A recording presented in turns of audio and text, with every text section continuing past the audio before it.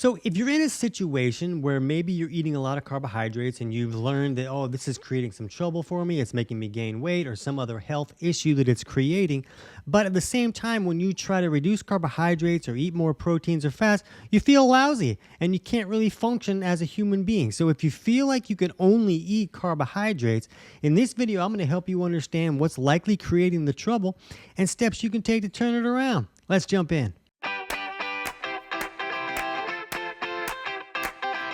TC Hale is not a doctor and does not claim to be a doctor or licensed in any type of medical field. Don't be an idiot and use anything heard on the show as medical advice. This information should be used for educational purposes only, and you should contact your doctor for any medical advice. Now get off me.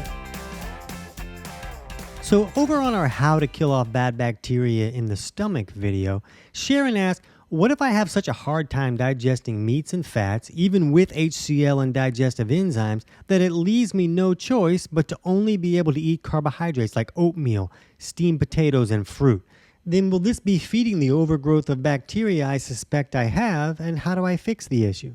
It doesn't matter how many HCl I take either, it's almost as if it does nothing for me. So Sharon, I don't know you and I don't know Sharon's situation. I'm not giving her any advice.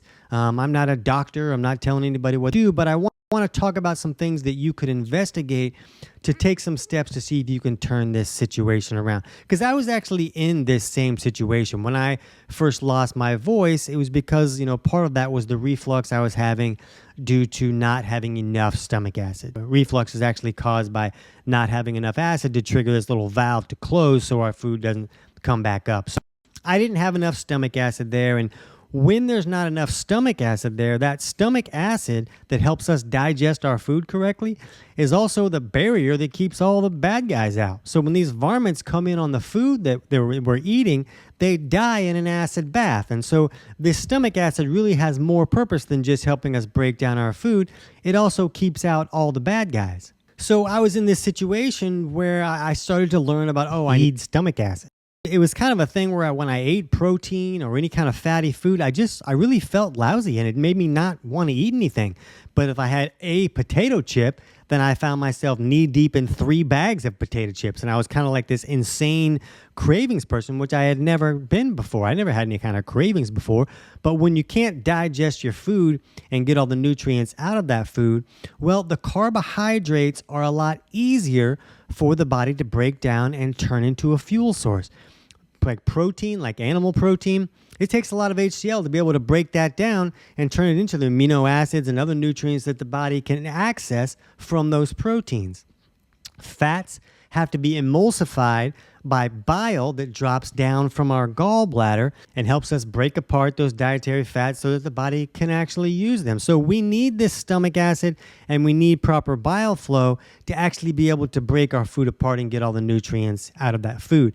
And if either of those sides aren't working, a person will tend to gravitate more towards carbohydrates because carbohydrates break down very easily. You can break them down without a whole lot of stomach acid, and you don't need proper bile flow to break down carbohydrates. Some of them, like a toaster pastry or some kind of processed junk, is almost broken down already in the package. It's just chemicals and junk, and the body can break it down and turn it into fuel very easily. So I figured out that, all these carbs that I'm eating nonstop every day all the time, they're making me insulin resistant, and I'm going to become a type 2 diabetic if I continue down this path. So I understood I needed to change what was going on, and when I started to learn how to improve my digestion, I started taking HCl capsules just like Sharon was doing. And I was taking up to 13 capsules with a meal, and it wasn't doing nothing. It wasn't helping me at all. And I don't recommend anybody take that amount of HCl capsules. But what was going on is I had such a significant bacterial overgrowth in the stomach, and the waste product from that bacteria is often very alkaline. And it makes the stomach very alkaline, which makes the environment even better for those bacteria to thrive in. So they're kind of pooping it up to set up this environment to make it better for them. Not so good for you, but better for them. So when there's an overgrowth there and the waste is alkalizing the stomach, you might be taking 4 or 5 HCl capsules, but it may be as effective as 1 or even none because all this alkaline waste is neutralizing those acids and making the HCl not as effective.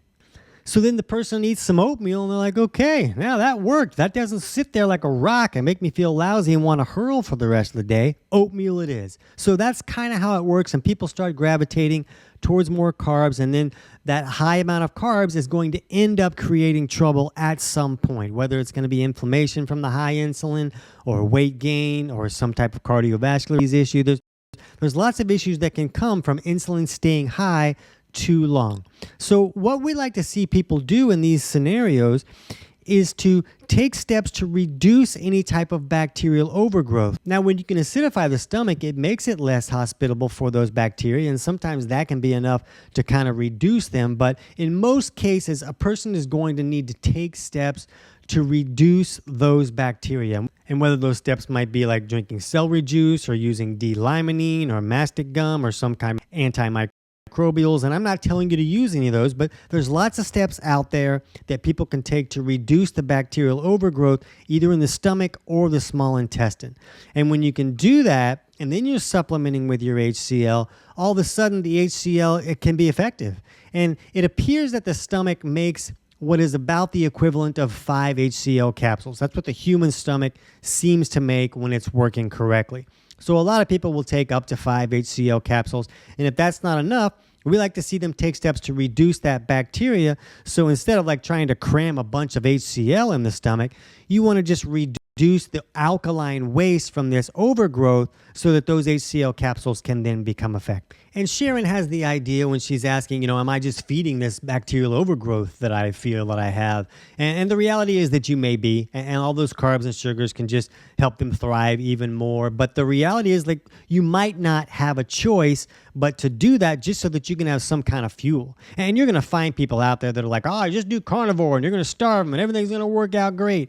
And the reality is that there are some people that when they remove all those carbs, that everything is going to work itself out because their situation was not significant. But there's a lot of people that it's just not going to do that. And the carnivore people need to simmer down a little bit. It's not magic. It's just a good diet for some people. But there is no diet that's right for every person. And we need to look at the person instead of what all the cool kids are doing and think it's going to work for everybody. It's not.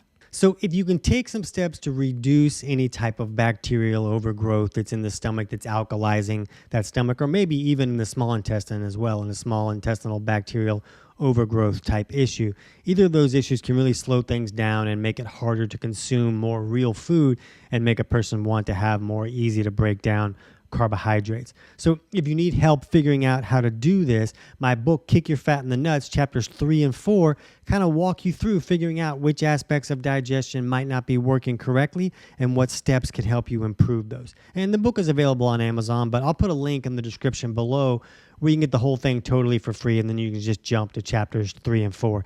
And if you prefer like video stuff, we also have a free digestion course that walks you through that same stuff. And I'll put the link to that totally free course in the description below the video as well. So just be willing to do the work to correct that, and you can turn some things around, because if you can get more nutrients out of protein, like actually break it down so that you can get nutrients out of that, and if you can have bile flowing well enough to emulsify those fats and use those dietary fats correctly, then all of a sudden you don't need as many carbohydrates and you won't have to gravitate towards those carbs.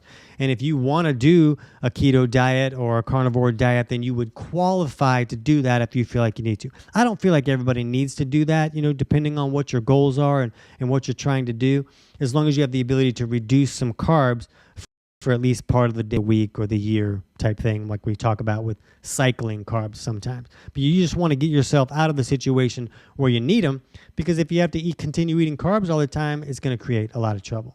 So just keep in mind, it might take some work to get that overgrowth down. You might need to use more than one thing. Somebody's not going to be able to just do celery juice and that's going to be it. Some people need to do other things like the D-limonene or mastic gum or some other steps to reduce that load as well. And you can be working to make sure that bile is thin enough to flow correctly while you're doing that. So then all of a sudden you have both sides of digestion working correctly. And then all of a sudden you're getting nutrients out of your food and your body's not screaming for these carbs that are easy to break down.